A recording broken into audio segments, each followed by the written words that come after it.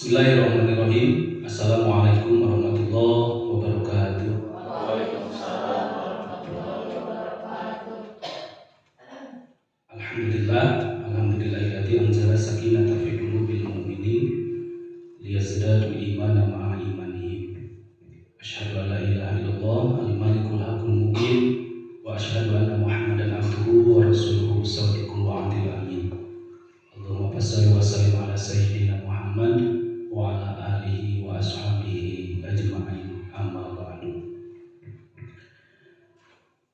Bapak Ibu guru, saya memanjatkan puja-puji serta syukur kita kehadirat Allah Subhanahu wa taala. Alhamdulillah, dalam kesempatan kali ini kita semua dapat berkumpul di ruang kelas ini dalam rangka aksi nyata disimulisasi budaya positif. Insya Allah nanti akan disampaikan oleh yang bersangkutan. Untuk itu mudah-mudahan berkumpul kita kali ini senantiasa mendapatkan keberkahan dari Allah Subhanahu wa taala. Amin ya Allah ya rabbal alamin. Salawat serta salam mudah-mudahan selamanya tercurah limpah kepada junjungan kita Ani Habibi wa Habibana Kanjeng Nabi Muhammad Rasulullah sallallahu alaihi wasallam. Tak lupa kepada keluarganya, kepada para sahabatnya, serta kepada kita sampai kepada kita selaku umatnya. Mudah-mudahan kita semua manakala nanti dikumpulkan oleh Allah Subhanahu wa taala di alam mahsyar, kita semua ada di bawah naungan syafaatnya. Amin ya Allah ya rabbal alamin. Pada kesempatan siang kali ini insyaallah ada beberapa hal acara yang akan kita laksanakan. Yang pertama pembukaan, yang kedua berlanjut kepada pemaparan diseminasi budaya positif, yang ketiga doa dan tutup. Supaya acara ada dalam kelancaran dan keberkahan dari Allah Subhanahu wa taala, mari kita buka acara kali ini dengan bersama-sama membacakan surat Al-Fatihah.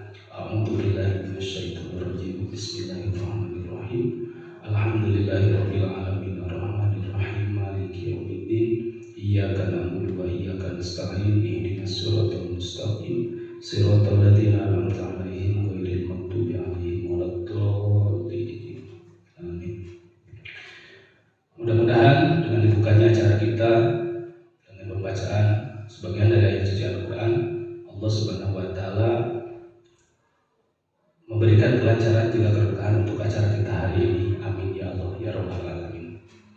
Untuk selanjutnya kita berlanjut ke acara yaitu pemaparan diseminisasi budaya positif yang akan dipaparkan oleh Bapak Yan Suryana selaku calon guru penggerak angkatan 11 sekaligus kepala sekolah definitif SDN 1 Ciburuy dan juga pejabat kepala sekolah di SDN 3 Ciburuy.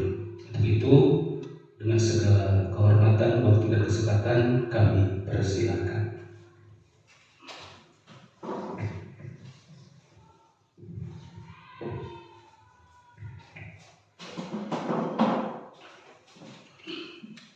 Bismillahirrahmanirrahim. Assalamualaikum warahmatullahi wabarakatuh. Innal hamdalillah nahmaduhu wa nasta'inuhu wa nastaghfiruhu wa na'udzu billahi min shururi anfusina wa min sayyi'ati a'malina. May yahdihillahu fala mudilla lahu wa may yudlil fala hadiya lahu. Asyhadu an la ilaha illallah wahdahu la syarika lahu wa asyhadu anna Muhammadan abduhu wa rasuluhu. Amma ba'du.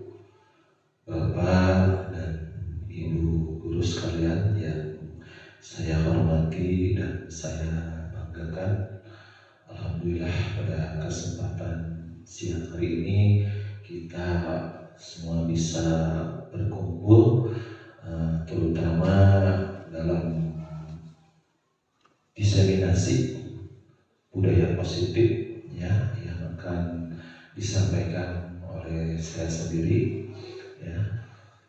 Diseminasi budaya positif, saya sebagai calon guru penggerak angkatan 11 dari SDN 1 Ciburuy Payopong. Kita semua pada kesempatan hari ini dalam keadaan sehat, kita semua pada kesempatan hari hari ini dalam keadaan kuat, selamat. Semoga aktivitas kita dilancarkan oleh Allah Subhanahu wa taala dan dimudahkan oleh Allah Subhanahu wa taala. Amin ya Allah ya rabbal alamin. Salawat serta salam semoga tetap tercurah ke junjungan kita Habibana wa Nabiyana Muhammad sallallahu alaihi wasallam, teruntuk keluarganya, sahabatnya, para tabi'in-tabi'innya, sampai kepada kita semua selaku pengikut setianya. Semoga kita mendapatkan syafaat dan perlindungan darinya ya Allah jalla wa ala. Amin ya Allah ya rabbal alamin. Bapak Ibu guru yang kami hormati dan kami banggakan, terima kasih ya kepada semuanya. Pada kesempatan hari ini kita bisa melaksanakan diseminasi budaya positif di sekolah ya, budaya positif yang ada di sekolah kita. Alhamdulillah semuanya bisa melaksanakan tentang diseminasi budaya positif yang ada di lingkungan sekolah.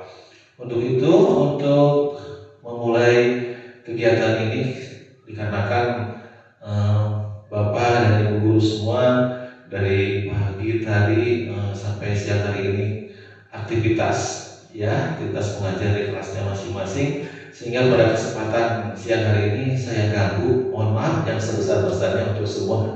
Untuk itu, untuk menambahkan kesemangat semuanya, kita mencoba berdiri ya, dulu ya, kita mencoba berdiri dulu ya. Kalau bisa berhadapan-hadapan, kalau bisa berhadapan-hadapan silakan, dan silakan kita dengan teman sejawat kita memberikan senyuman. Ya. Saya mungkin bersama Pak Dede sini ya, Pak Yun Pak, punten Pak Yun ya. Dengan sesama guru kita, dengan sesama teman sejawat kita saling senyum selama 30 detik ya. Dalam hitungan 3 mulai. 1, 2, 3 mulai. Kita senyum semuanya. Ya, awalnya senyum biasa dan selanjutnya senyum ya, bagaimana kita membayangkan senyuman itu harus muncul terus, harus terus memberikan senyuman, harus terus. Tidak boleh ada yang senyumnya biasa-biasa, harus senyum luar biasa, Nah gitu, harus semuanya memberikan senyuman.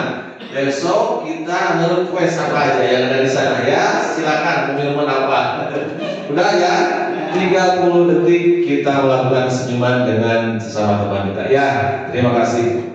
Ya, supaya kita semua. Terima kasih Pak Dede, Bapak senior kita yang telah memberikan senyuman kepada saya. Kita dilanjutkan aksi nyata diseminasi budaya positif ya. Ada yang sudah tahu atau mengerti apa itu diseminasi? Ya, kita buka ke slide yang selanjutnya ya. Diseminasi artinya adalah penyebarluasan ide atau gagasan.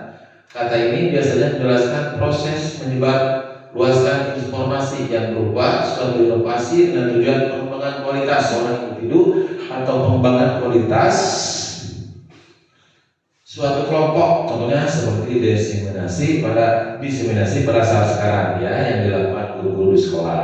Artinya akan dilakukan kegiatan seperti seminar atau pelatihan kepada guru-guru untuk memberikan inovasi baru mengenai dunia pendidikan agar diterapkan saat para guru ini kembali mengajar. Ya, jadi inovasi atau pengetahuan yang disebarluaskan dan dijelaskan ya oleh rekan-rekan kita siapa saja yang mungkin pada kesempatan sekarang ya, kebetulan saya sebagai calon guru penggerak mengikuti acara guru penggerak akan memberikan menyebarluaskan ide atau gagasan atau inovasi yang berhubungan dengan diseminasi budaya positif di sekolah.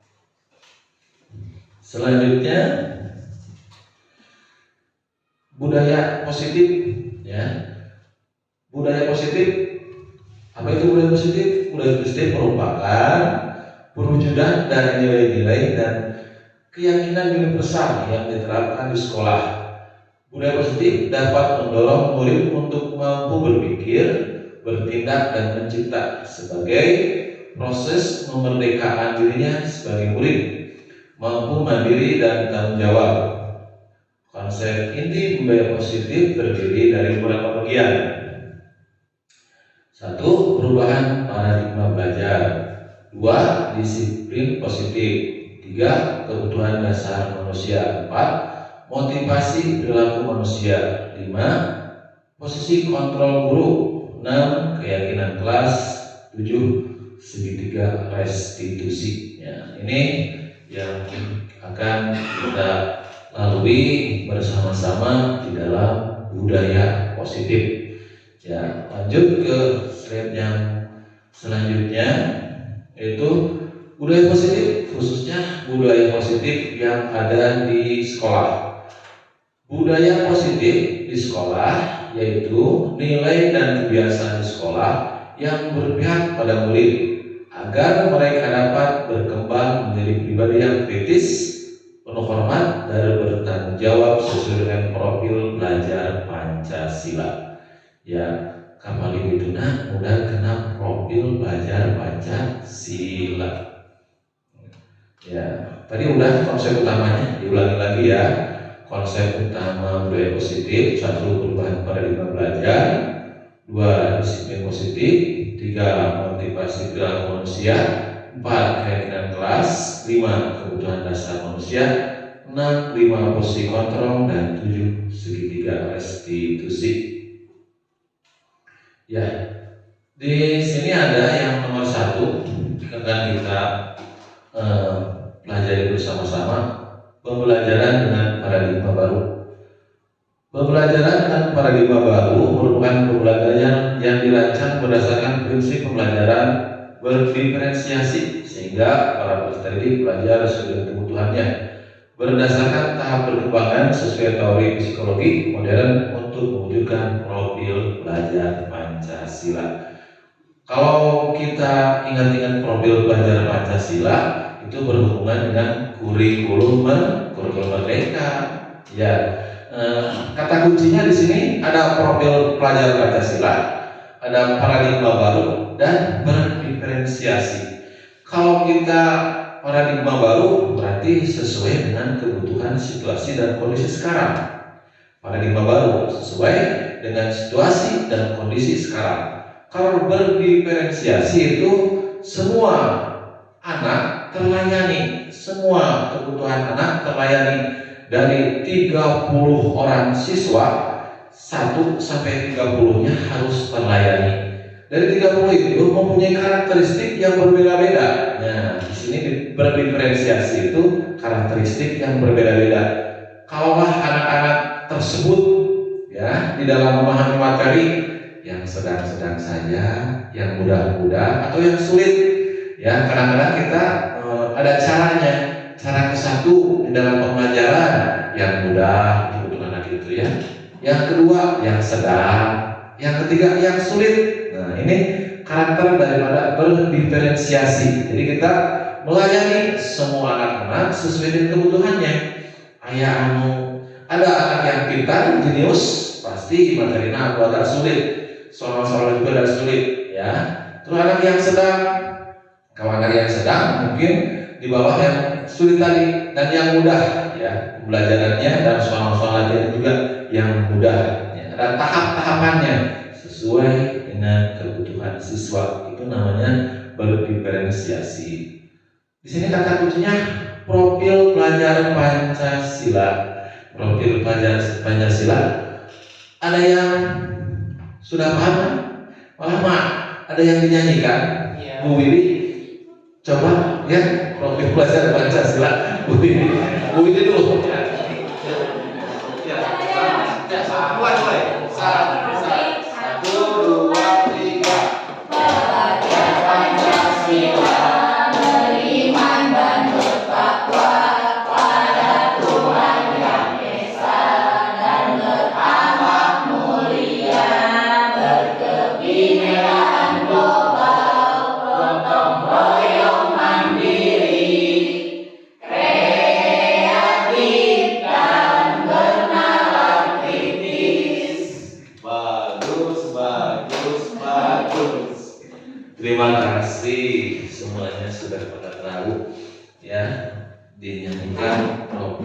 belajar Pancasila.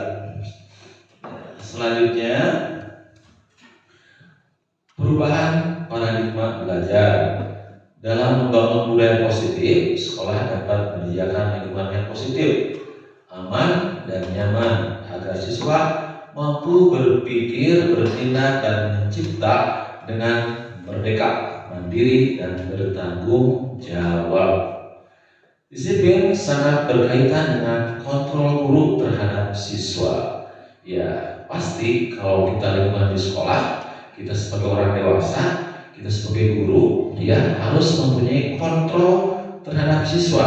Jangan sampai dari masuk pagi, anak itu, ya kalau kita kan pagi biasa dibariskan, diperiksa kukunya, diperiksa rambutnya, itu kan dikontrol. Apakah anak tersebut kesianan atau tidak? Apakah anak tersebut rajin sekolahnya atau tidak? Itu bagian dari kontrol guru terhadap siswa. Itu perubahan paradigma baru. Ya. Selanjutnya, perubahan paradigma baru. Di sini saya mengilustrasikan, ya. Anda A, Anda B mengepalkan tangan.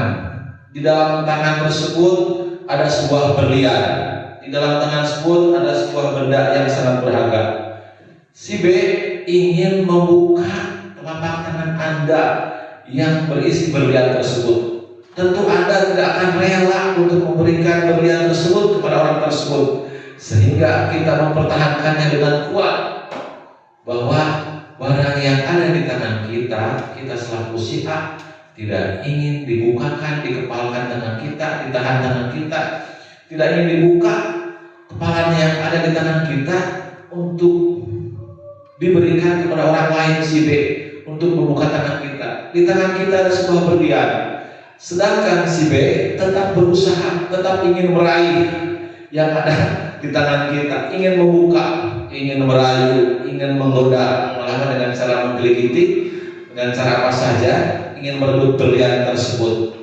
Ini adalah ilusi bahwa anak-anak kita harus mempertahankan untuk menjadi sebuah berliannya nanti, supaya cita-citanya terwujud, supaya cita-citanya tercapai. Apakah cita-cita anak tersebut ingin menjadi guru? Apakah cita-cita anak tersebut ingin menjadi dokter? Apakah anak-anak tersebut ingin menjadi tentara? Itu kan berlian-berlian, mutiara-mutiara cita-cita mereka yang mereka harapkan. Tentunya ini adalah ilusi yang harus kita pertahankan, bahwa anak didik kita itu harus kita rawat, harus kita jaga, harus kita perhatikan tumbuhan kita supaya cita-cita mereka tercapai. Ini hanya ilusi. Ya. Perubahan paradigma belajar. Perubahan paradigma teori kontrol, ilusi kontrol, Dr. Brandleser. Nah, ini yang tadi disambungkan ke slide yang ini, ilusi guru mengontrol murid. Pasti dalam keseharian kita di sekolah, ya kebetulan kita mah belum full day, dari Senin sampai Sabtu masih berjalan, ya. Ilusi bahwa semua perawatan positif efektif dan bermanfaat. Pasti kita harus secara efektif dan bermanfaat bagi anak didik. Ilusi bahwa kritik dan membuat orang merasa bersalah dapat menguatkan karakter. Ya, itu ilusinya. Ilusi yang selanjutnya, ilusi bahwa orang dewasa memiliki hak untuk memaksa. Tentu kita memaksa anak-anak didik kita untuk masuk sekolah setengah 8. Itu kan memaksa. Malah ada kan di daerah lain, karena banyak kasus anak sekolah harus masuk jam 7. Anak sekolah harus masuk jam 6. Karena dalam waktu tersebut katanya rawan perkelahian, rawan tawuran. Di pagi buka setengah 8 rawan tawuran, sehingga masuk sekolah harus jam 6. Di Nusa Tenggara Barat atau di mana? Gubernurnya sendiri yang menyatakan seperti itu, ya. Ilusi bahwa orang dewasa memiliki hak untuk diteruskan disiplin positif. Apa makna disiplin. Ada yang sudah paham makna disiplin, ya. Disiplin berasal dari bahasa Latin, disiplin yang artinya belajar. Makna asal dari kata ini berkonotasi dengan disiplin diri. Dari murid-murid Socrates dan Plato itu meneliti, ya. Disiplin diri membuat orang menggali potensinya menuju sebuah tujuan, apa yang dia hargai. Selanjutnya, dalam budaya kita, makna kata disiplin telah berubah menjadi sesuatu yang dilakukan seorang pada orang lain untuk mendapatkan kepatuhan. Kecenderungan umum adalah menghubungkan kata disiplin dengan ketidaknyamanan. Ya. Disiplinkah kita apabila bangun jam 4 pagi untuk mempersiapkan sholat subuh berjamaah di masjid, atau kita terbiasa bangun jam 6 dengan subuh taburangan? Itu nyaman dan tidak nyaman. Bukan dengan apa yang kita hargai atau pencapaian suatu tujuan mulia. Lanjut. Disiplin adalah kemampuan memerintah diri sendiri dalam mengontrol dan menguasai diri untuk memilih tindakan yang mengacu pada nilai-nilai yang kita hargai dengan penuh tanggung jawab dan tak terperintah orang lain. Nilai-nilai yang kita hargai adalah nilai kebajikan, sifat positif manusia yang merupakan tujuan mulia yang ingin dicapai setiap individu, yaitu nilai-nilai dalam profil pelajar Pancasila. Akhirnya disiplin positif juga kembali yang utuhnya, yaitu profil pelajar Pancasila, ya. Profil pelajar Pancasila yang kita terapkan kurikulum sekarang. Disiplin positif adalah pembiasaan masih disiplin hal yang baik, mencakup sikap atau perilaku maupun tutur kata oleh seorang warga di sekolah, terutama bagi murid, agar dapat berkembang menjadi pribadi yang kritis, mandiri, dan bertanggung jawab. Sebagai pendidik, tujuan kita adalah menciptakan peserta didik yang memiliki disiplin diri, sehingga mereka berperilaku mengacu kepada nilai-nilai kebajikan universal dan memiliki motivasi dalam diri menuju perubahan perilaku ke arah yang lebih baik, ya. Pasti tujuannya untuk menuju ke arah yang lebih baik, dari kebiasaan kesiangan jadi tidak kesiangan, disiplin waktu bisa, ya. Disiplin positif lanjut ke kebutuhan dasar manusia. Kebutuhan dasar manusia merupakan sesuatu yang kita lakukan untuk mendapatkan apa yang kita inginkan, ya. Seluruh tindakan yang kita lakukan memiliki tujuan, semua usaha terbaik yang kita lakukan agar kebutuhan dasar kita terpenuhi dengan baik. Ini yang berhubungan dengan kebutuhan dasar manusia. Nah, di sini dijelaskan slide yang selanjutnya, kebutuhan dasar manusia. Kebutuhan dasar manusia ada yang dinamakan kebutuhan untuk bertahan hidup, ya. Di sini kita kebutuhan bertahan hidup seperti makan, minum, ya, makanan, pakaian, tempat tinggal, keamanan, dan kesehatan itu kebutuhan dasar, ya. Kesehatan, keamanan, kebutuhan dasar. Makanan, pakaian, kebutuhan bertahan hidup, untuk bertahan hidup, ya. Kalau tidak sehat, sakit-sakitan, akhirnya tidak bertahan hidup. Selanjutnya, kasih sayang dan rasa diterima. Rasa diterima, dipedulikan, berbagi kerjasama, dan menjadi bagian dalam kelompok, yaitu kasih sayang, memberisi, mandiri, memiliki pilihan, mencoba hal yang baru, dan mampu mengendalikan arah dirinya, ya, kebebasan. Jadi kita tidak boleh memaksa anak didik kita, tidak boleh menekan, jangan terlalu kita memberikan dorongan untuk merasa memaksa, ya. Harus kita memberikan kebebasan kepada mereka, ya. Selanjutnya kesenangan, ya. Ini adalah kebutuhan dasar manusia yang terakhir adalah kesenangan.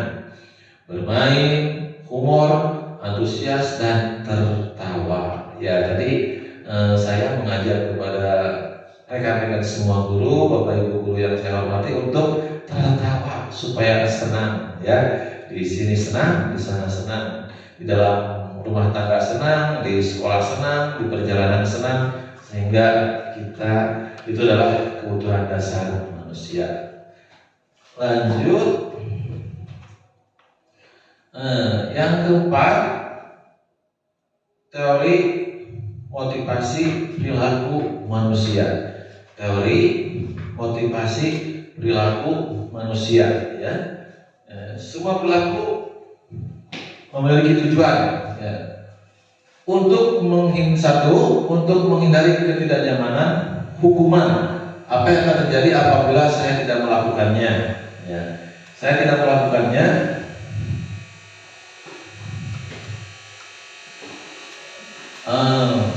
apabila misalkan masuk sekolah kesiangan ya. Apabila itu kesiangan kita itu pakai eksternal untuk yang kedua untuk mendapatkan imbalan dari orang lain di publik adalah saya dapatkan apabila saya melakukannya ya. Ketiga, untuk menghargai diri sendiri, saya akan menjadi orang yang seperti apa bila saya melakukannya ya. Jadi di sini motivasi perilaku manusia itu ada 3. Pertama, karena takut mendapatkan hukuman ya. Yang kedua, karena imbalan ya. Nah, apakah kita akan dihukum punishment namanya? Apakah kita akan mendapatkan reward atau hadiah atau kebaikan? Atau yang ketiga, tidak ingin mendapatkan hukuman, tidak ingin mendapatkan reward, atau yang nama tidak ingin mendapat hukuman, tidak ingin mendapatkan pujian. Itu terdorong oleh motivasi internal. Itu ingin menunjukkan bahwa dia sendiri punya motivasi dia sendiri. Berarti dia punya motivasi dirinya sendiri untuk berbuat baik. Tidak ingin mendapatkan hukuman, tidak ingin mendapatkan reward, bahwa dia sendiri adalah sudah dikatakan menjadi anak yang baik. Nah, untuk itu mari berlatih hukuman atau konsekuensi. Ya, apakah hukuman atau konsekuensi? Kita di sekolah kepada anak-anak didik kita, apakah berisi hukuman atau berisi konsekuensi? Ya, yang pertama, lari mengelilingi lapangan basket 2 kali karena terlambat dari sekolah. Hukuman atau konsekuensi? Hukuman. Terus, membersihkan coretan yang dibuatnya di meja tulis. Konsekuensi. Murid diminta untuk push up 15 kali karena tidak menggunakan masker di sekolah. Hukuman. Menggantikan kertas tugas teman yang telah dicoret-coret. Konsekuensi. Berjemur di lapangan basket pukul 12 siang karena mengobrol dengan teman. Hukuman. Murid diminta bertelanjang kaki. Kita lanjutkan, mari berlatih hukuman atau konsekuensi. Yang pertama, lari mengelilingi lapangan basket 2 kali karena terlambat hadir di sekolah. Hukuman atau konsekuensi? Hukuman. Membersihkan coretan yang dibuatnya di meja tulis. Konsekuensi. Murid diminta untuk push up 15 kali karena tidak menggunakan masker ke sekolah. Hukuman. Menggantikan kertas tugas teman yang telah dicoret-coret. Konsekuensi. Berjemur di lapangan basket pukul 12 siang karena mengobrol dengan teman. Hukuman. Murid diminta bertelanjang kaki sepanjang hari karena tidak menggunakan sepatu warna hitam sesuai peraturan sekolah. Hukuman. Berdiri di depan kelas sambil mengangkat kaki 1 karena tidak bisa menjawab pertanyaan. Hukuman. hukuman. Coba kita disamakan, apakah jawaban kita pas? Ya, betul. Terima kasih. Ya, terima kasih. Jawaban kita semuanya telah betul. Yang selanjutnya restitusi posisi kontrol guru. Restitusi posisi kontrol guru. Ada yang kita melakukan kontrol terhadap anak didik kita, ada yang dinamakan dengan penghukum, ada yang dinamakan pembuat merasa bersalah, ada yang dinamakan dengan teman, ada yang dinamakan dengan pemantau, ada yang dinamakan dengan manajernya. Dari kelima ini, posisi kontrol guru semuanya apakah efektif atau tidak efektif? Jadi yang mana yang paling efektif yang bisa kita lakukan terhadap anak didik kita? Apakah kamu push-up sekarang 15 kali karena kamu terlambat sekolah? Ya, gitu. Kamu mah setiap hari kesiangan wae. Nah, itu penghukum atau pembuat merasa bersalah atau sebagai teman? Ayolah, bantu Bapak. Sekarang kamu Bapak dimarahin sama kepala sekolah, terus karena kamu sebagai murid kesiangan, ya. Atau pemantau, kamu punya alasan apa? Kamu sekolahnya kesiangan saja, besok tidak boleh seperti ini. Atau manajer, di rumah kamu ada kegiatan apa sehingga kamu berangkat ke sekolah selalu kesiangan? Bisa tidak dilakukan besok-besok supaya kamu masuk sekolah tidak kesiangan. Nah, jadi antara penghukum, pembuat merasa bersalah, teman, pemantau, manajer, kita terapkan mana yang posisi kontrol guru yang lebih efektif. Nah, di sini ada posisi kontrol guru, ya. Apakah membuat merasa bersalah atau apakah kita lihat sama-sama posisi kontrol guru, pernyataannya. Saya kecewa sekali dengan kamu. Kecewa berarti itu membuat orang merasa bersalah. Udah dikecewakan guru gitu. Kamu tidak pernah benar melakukannya. Kamu tidak pernah benar melakukannya, berarti penghukum. Ayolah lakukan demi ibu bapak. Ayolah, berarti ajakannya seperti teman. Apa kamu mau mendapatkan stiker bintang hari ini? Berarti itu pemantau. Ya. Bagaimana kamu bisa menyelesaikan masalah ini? Berarti manajer. Bagaimana kamu bisa menyelesaikan masalah ini? Atau penghukum? Kamu selalu yang paling terakhir. Kan kesiangan tuh si anak. Kamu selalu yang paling terakhir. Kata-katanya seperti itu. Itu adalah penghukum. Jadi yang paling efektif kira-kira Bapak Ibu guru sekalian yang mana? Yang manajer ya. Manajer di sini. Bagaimana kamu bisa menyelesaikan masalah ini? Nah, begitu pertanyaannya untuk kita lakukan sebagai manajer. Nah, di sini banyak sekali posisi kontrol guru. Banyak sekali posisi kontrol guru yang bisa disebutkan penghukum, pembuat merasa bersalah, teman, pemantau, manajer, ya. Banyak sekali di sini posisi kontrol guru, ya. Motivasi guru, siswa, peran serta guru. Di sini banyak sekali ya untuk bisa kita pahami apakah motivasi yang paling posisi kontrol yang paling menonjol bagi anak didik kita, posisi paling menonjol. Ya. Tapi kita telah sepakat ya Bapak Ibu guru bahwa posisi kontrol yang paling efektif adalah manajer, ya manajer. Kita lanjut ke keyakinan kelas, ya. Nomor selanjutnya keyakinan kelas.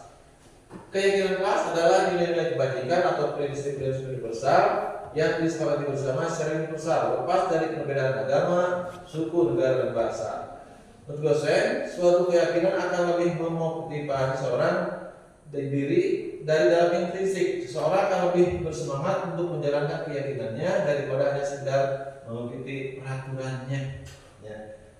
Peraturan disepakati bersama. Tapi ada keyakinan dari intrinsik udah bisa berbuat baik.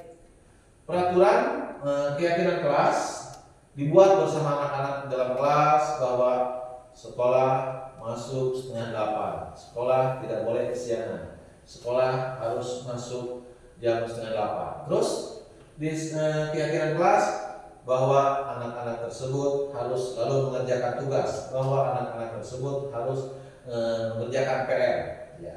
Kalau keyakinan intrinsik yang ada di dalam dirinya sudah baik, bahwa anak tersebut sudah rajin mengerjakan PR, anak tersebut datangnya tidak terlambat, anak tersebut tidak pernah kesiangan, itu ada dalam diri sendiri anak tersebut. Ya, teori intrinsik yang ada di dalam dirinya tersebut. Ya. Tidak ada hukuman dan tidak ada reward tadi, ya, keyakinan kelas. Yakini secara bersama-sama.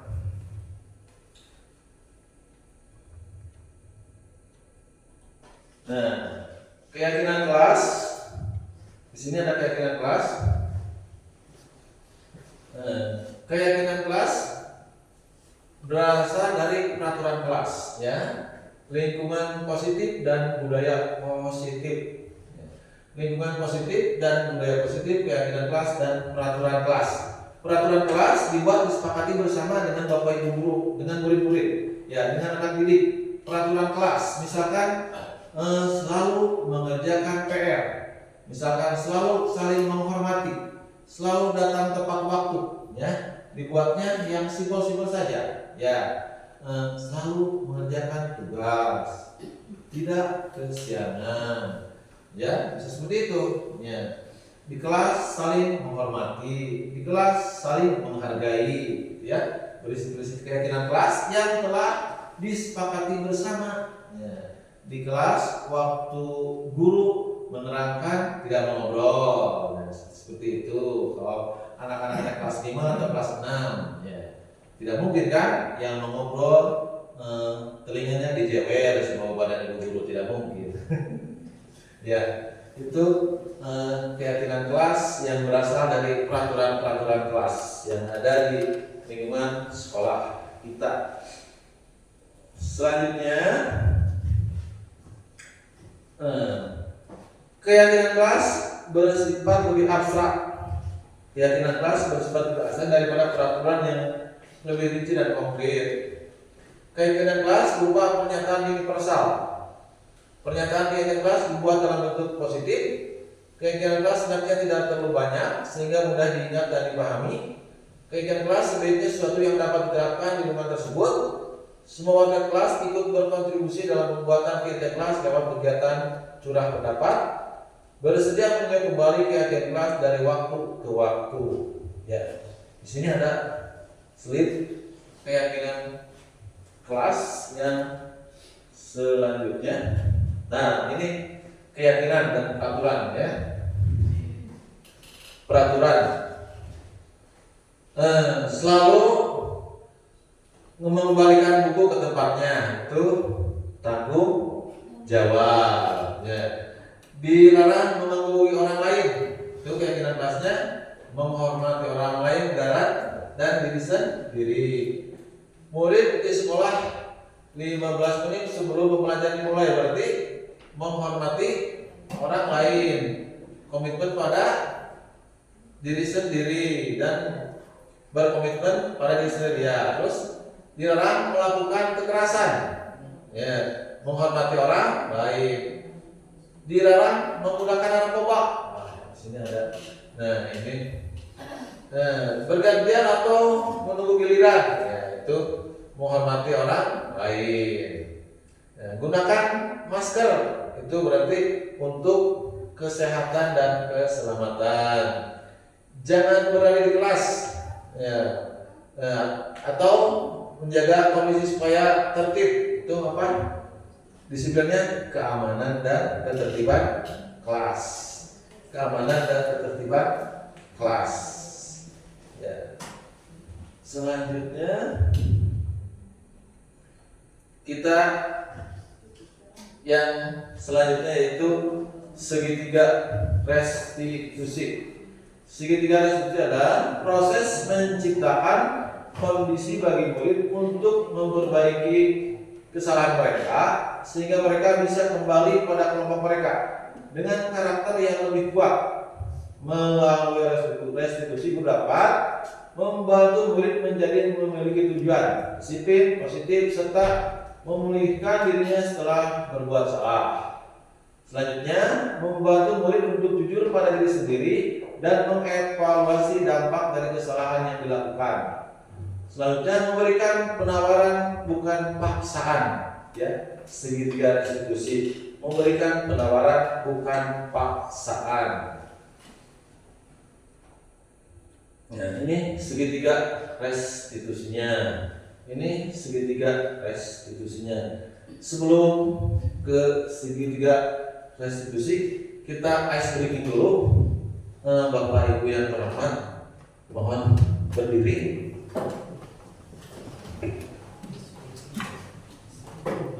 Instruksinya kita sama-sama saja ya. Instruksinya kita sama-sama saja. Lihat saya sendiri, lihat saya sendiri.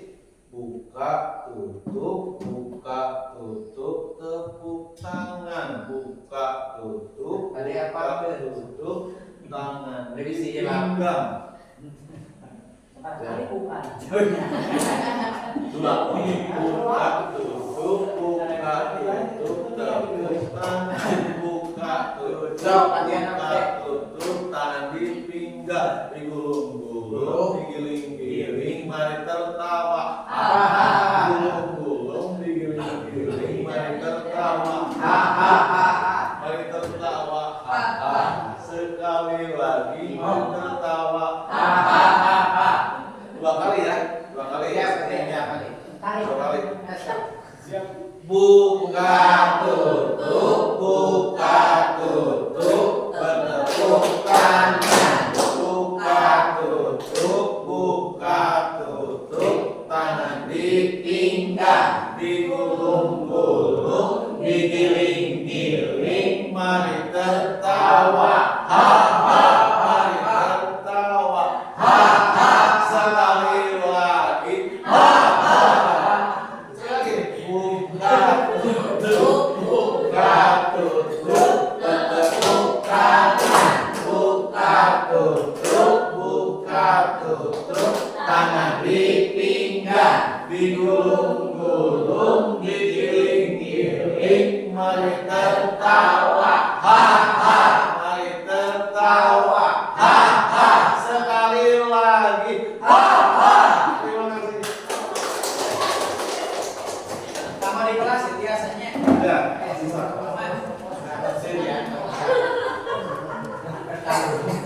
Ya. Segitiga restitusi untuk yang pertama yaitu menstabilkan identitas. Ya. Biasanya ada kata-kata seperti ini, ya. Kalau menstabilkan identitas ada kata-kata seperti ini. Berbuat salah itu tidak apa-apa, ya. Tidak manusia yang sempurna, ya. Saya juga pernah melakukan kesalahan seperti itu, ya. Kita bisa menyelesaikan ini, kata-kata seperti itu ya.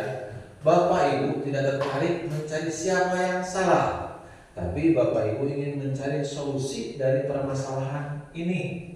Kamu berhak merasa begitu. Itu dalam segitiga restitusi menstabilkan identitas. Yang selanjutnya, yang nomor 2, yang tadi nomor 1 menstabilkan identitas, yang nomor 2 validasi tindakan salah. Ya, kata-katanya seperti ini. Kamu pasti punya alasan mengapa melakukan hal itu. Kata-kata seperti itu, ya. Tindakan yang salah. Selanjutnya ada lagi, kamu patut bangga pada dirimu sendiri. Kamu telah melindungi sesuatu yang penting buatmu.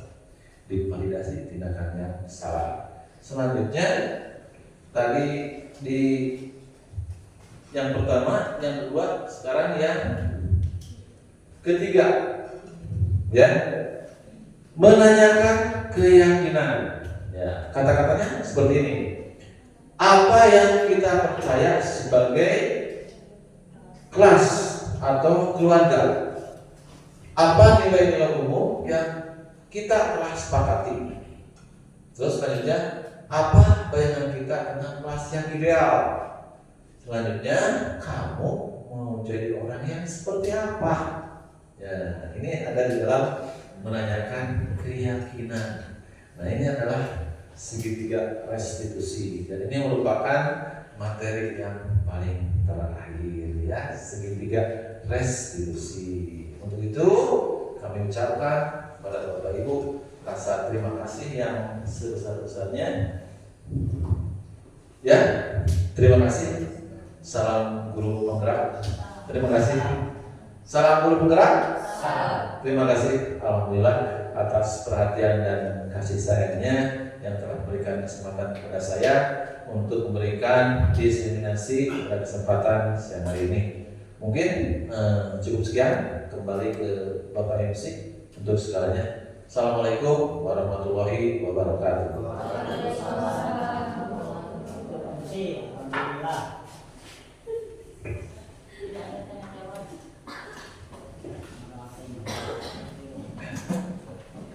Alhamdulillah juga mengucapkan banyak terima kasih kepada Bapak Yana Suryana yang telah memaparkan begitu jelasnya tentang konsep diseminasi budaya positif, terutama di ranah pendidikan atau di ruang lingkup belajar.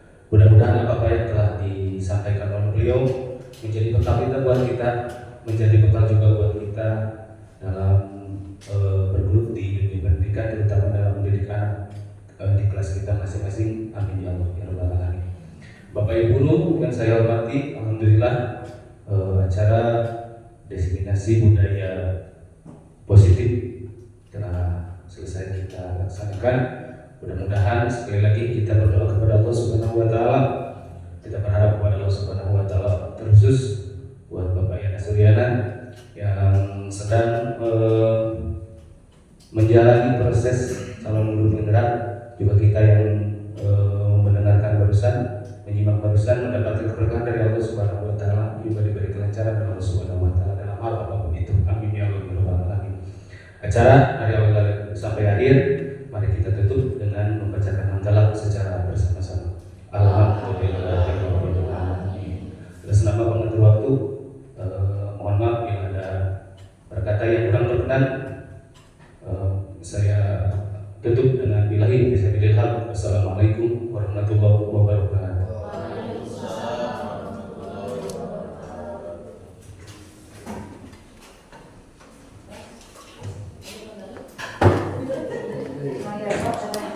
Dan muat besok, besok. Atau nona, makan sebesar. Baik, Wina. Wah, bener-bener apa? Wina ini. Motor. Namanya